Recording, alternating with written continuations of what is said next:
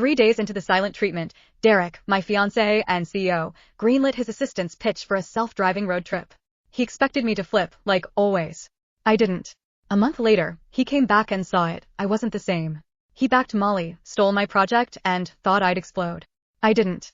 I just helped her draft the proposal. He trashed everything I built, just so she could snag her year-end bonus. I didn't fight back. Took the blame, took the hit. Molly was all smug. See? Told you. You can't go at Yara head-on. Give her the silent treatment, she folds. She's scared of losing you. That's why she's playing nice. Derek ate it up. Called her smart. Then he pulled me aside, offered a raise, a promotion, even a fancy wedding. First time he'd ever brought it up. But he missed one detail. He'd already signed off on my resignation while he was off playing Road Trip King. And I'd already dumped him. That was it. Clean cut. Nothing left. Chapter 1. Yara, Mr. Cromwell needs this proposal ASAP. Sorry to bug you, but finish it before you head out. Molly Leach, Derek's assistant, dropped a fat stack of papers on my desk, all chipper like we were besties. I took them. Got it. She wasn't done. Still smiling, she threw in, Mr. Cromwell and I have a client meeting later. Just leave the docs on his desk. Oh, and tidy up his office before you go. Then she strutted off like she owned the floor, heels clicking, mood sky high.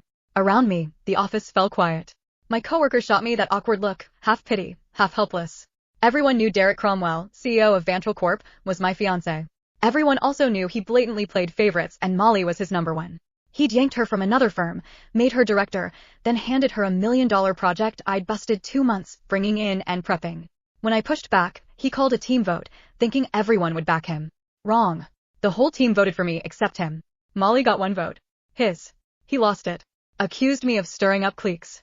Didn't just take the project away, he demoted me in front of everyone and slashed the salaries of the people who'd backed me. Nobody dared speak up.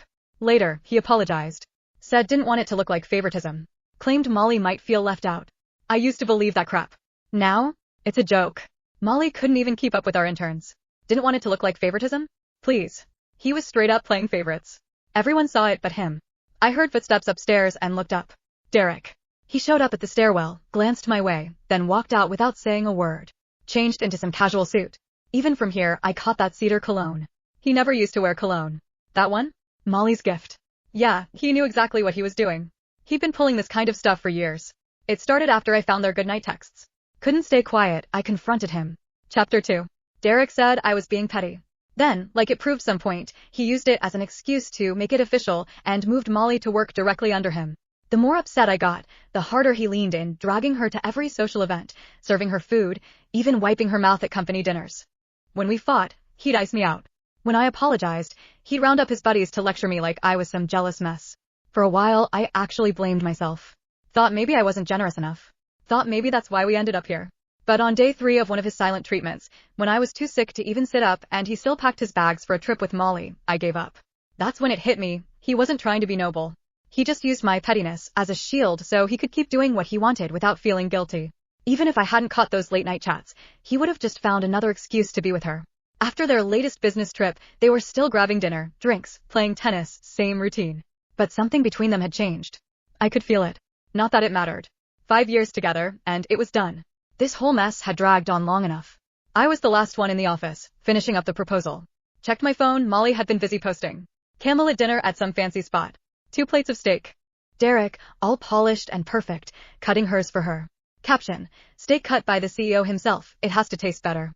The comments were full of heart emojis and fangirling. A few clueless people even asked when the wedding was.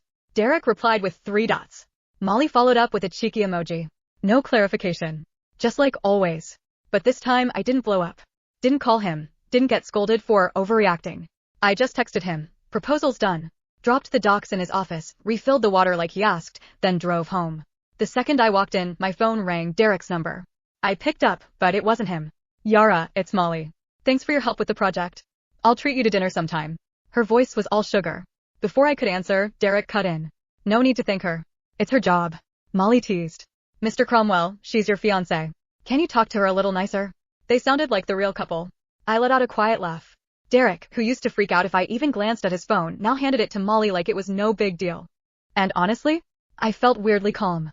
What used to feel like the end of the world suddenly felt small. They kept joking for a bit, then Derek finally remembered I was still on the line. I'll be back soon. No need to wait, get some rest.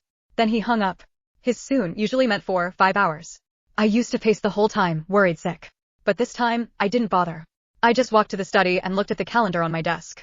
Chapter 3. Not long ago, Derek and Molly turned a business trip into a vacation. While they were off playing house, I slipped in my resignation. Derek was too distracted to notice. He approved it without even reading. 3 more days. Once the handover is done, I'm out. I paused, then called Professor Harrington, my old research supervisor, now overseas at a top institute. Back when I graduated, I landed a high-tier spot there straight out the gate. But Derek said he needed help starting his company, and like an idiot, I dropped everything and ran back to Arlencia. Professor Harrington told me not to. I didn't listen. Looking back now, yeah, I was dumb. Feelings? They shift. Career? That never stabs you in the back. When the call went through, I explained why I was reaching out. I braced for a lecture. Instead, Professor Harrington sighed. I already heard, was thinking about asking you to come back. But this time, are you actually sure?